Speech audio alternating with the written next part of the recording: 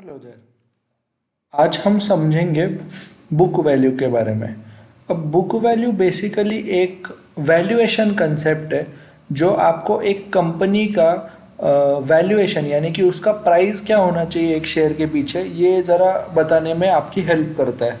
तो book value अलग अलग वैल्यूएशन तरीकों की तरह जैसे कि पी रेशियो है, इंट्रिंसिक वैल्यू की तरह एक कंपनी के वैल्यूएशन बताने में आपकी ज़रा मदद करता है। अब हम ज़रा आपको एक्सप्लेन करेंगे कि बुक वैल्यू बेसिकली कैलकुलेट कैसे करते हैं। तो अब बुक वैल्यू का एक बहुत सिंपल फार्मूला है। बुक वैल्यू कैसे निकाली जाती है? अगर आप टोटल उस कंपनी के टोटल एसेट्स, कौन से? Tangible assets.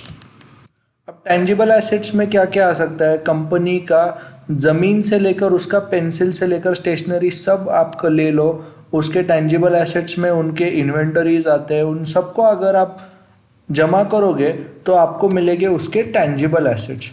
और अगर टेंजिबल एसेट्स की वैल्यू को में से आप उनके कंपनी के लायबिलिटी सब्ट्रैक्ट करोगे तो लायबिलिटी में क्या क्या आ सकता है? समझो अगर कंपनी को किसी का उधार देना रह गया है या फिर कंपनी ने कोई लोन लिया है या फिर कंपनी के बॉन्ड्स है, तो अगर आप उन सबको माइनस कर दोगे तो आपके हाथ में जो पैसा बचेगा उस पैसे को बोलते हैं बुक वैल्यू।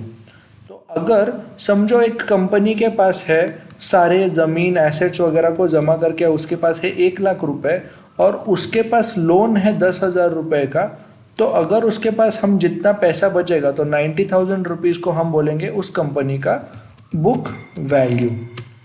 अब इस बुक वैल्यू को अगर हम डिवाइड कर देंगे इस टोटल नंबर ऑफ शेयर्स थे, तो अगर समझो हम मानते हैं कि इस कंपनी के पास 90,000 इसकी बुक वैल्यू है और इस कंपनी के टोटल 10,000 शेयर्स है बाजार में, तो हम इस कंपनी का बुक वैल्यू यानी कि बुक वैल्यू पर शेयर कहेंगे।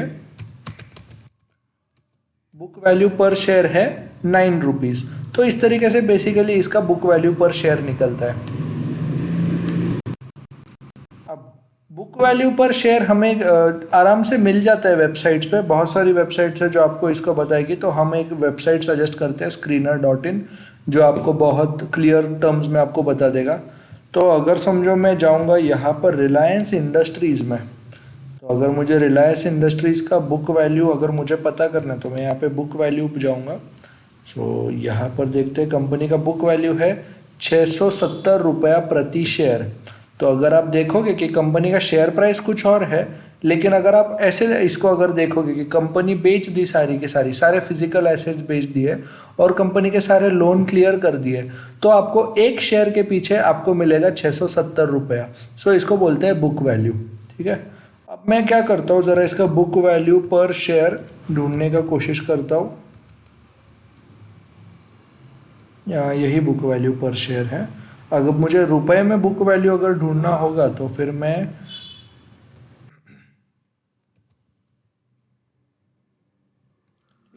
सो ये रहा बुक वैल्यू पर शेयर। अगर मैं in total number of equity share से अगर इसे मल्टीप्लाई करूँ तो मुझे इसका total book value in terms of rupees भी मिल जाएगा। तो अब मैं क्या करता हूँ, ज़रा मनी कंट्रोल पे जाकर देखता हूँ कि मुझे इसका बुक वैल्यू पर शेयर बुक वैल्यू टोटल मिलेगा या नहीं। सो Reliance industries,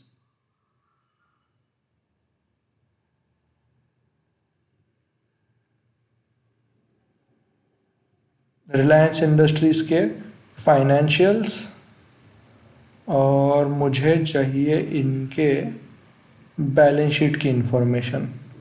so balance sheet में यूजुअली बुक वैल्यू आपको मिल जाएगा। ये रहा प्रॉपर इसका बुक वैल्यू। सो अब इसका अगर बुक वैल्यू देखा जाए तो करंट इन्वेस्टमेंट्स का बुक वैल्यू है इनका 35,000 करोड़ रुपए, और सारा अगर मिलाया जाए तो 2,60,000 करोड़ के आसपास इनका बुक वैल्यू दिखाई देगा। अब ये तो हो गया बेसिक कैलकुलेशन बुक वैल्यू का। अब बुक वैल्यू को यूज़ कैसे किया जाता है? सो बुक वैल्यू हम बेसिकली यूज़ करते हैं वैल्यूएशन में। अब अगर हम यहाँ पर जाएंगे चेक करने, तो अब इस कंपनी के पीयर्स का हम ज़रा बुक वैल्यू कैलकुलेशन करके देखते हैं। सो अब मैं यहाँ पे बुक वैल्यू को कंपैरिजन करके देखूँगा। सो बुक वैल्यू और प्राइस टू बुक वैल्यू। सो अब देखिए, अगर आप कंपेयर करेंगे पीयर्स में, तो रिलायंस का बुक वैल्यू है 670 रुपये पर शेयर, जबकि भारत पेट्रोलियम और आईओसीएल इंडियन ऑयल कॉरपोरेशन का सिर्फ 100 या 180 रुपये। अब रिलायंस इनसे ज़्यादा अच्छा वैल्यूड क्यों है? उसका कारण यह है कि रिलायंस ज़्यादा वैल्यूएबल कंपनी है शेयर होल्डर्स के हिसाब से। शेयर होल्डर ऐसा मानते हैं कि अगर मैं इस कंपनी का शेयर के लिए इसके एक्चुअल पर शेयर वैल्यू से मैं अगर 2 गुना या 3 गुना अमाउंट भी देता हूँ, तो भी ये कंपनी इतना अच्छा पैसा कमाएगी कि आगे जाके मेरी इन्वेस्टमेंट वसूल हो जाएगी। तो अब ये price to book value ratio आपको क्या बताता है कि अब समझो यहाँ पर बुक वैल्यू शेयर है 9 रुपये और समझो शेयर का प्राइस है 1500, तो इसका मतलब है कि अब 9 रुपये की बुक वैल्यू वसूल करने के लिए मैं 1500 रुपये पे करने के लिए रेडी हूँ। तो अब आप देखेंगे कि अब यहाँ पर current price to book value है 2, यानी कि अगर आप देखोगे कि प्राइस चल रहा है इस कंपनी के शेयर का 1400 रुपये, यानी कि आप एटलीस्ट दुगना अमाउंट देने के लिए रेडी है बुक वैल्यू का टू गेट दिस शेयर। तो अब प्राइस टू बुक वैल्यू क्या बताता है आपको, इस कंपनी को वैल्यूएशन क्या है? तो अगर आप देखोगे कि रिलायंस इंडस्ट्रीज जो है वो बाकी कंपनियों से ज़्यादा हाईली वैल्यूड है इन्वेस्टर्स के थ्रू।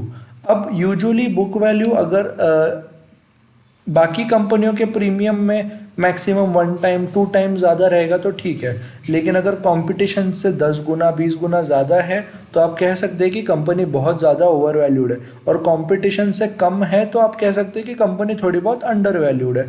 तो बुक वैल्यू को एक तरीके से आप वैल्यूएशन की तरह यूज़ करिए, और बुक वैल्यू एकमात्र ऐसा प्रिंसिपल नहीं है जो आप वैल्यूएशन के लिए यूज़ करेंगे।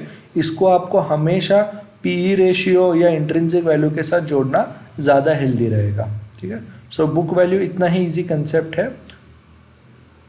Thank you.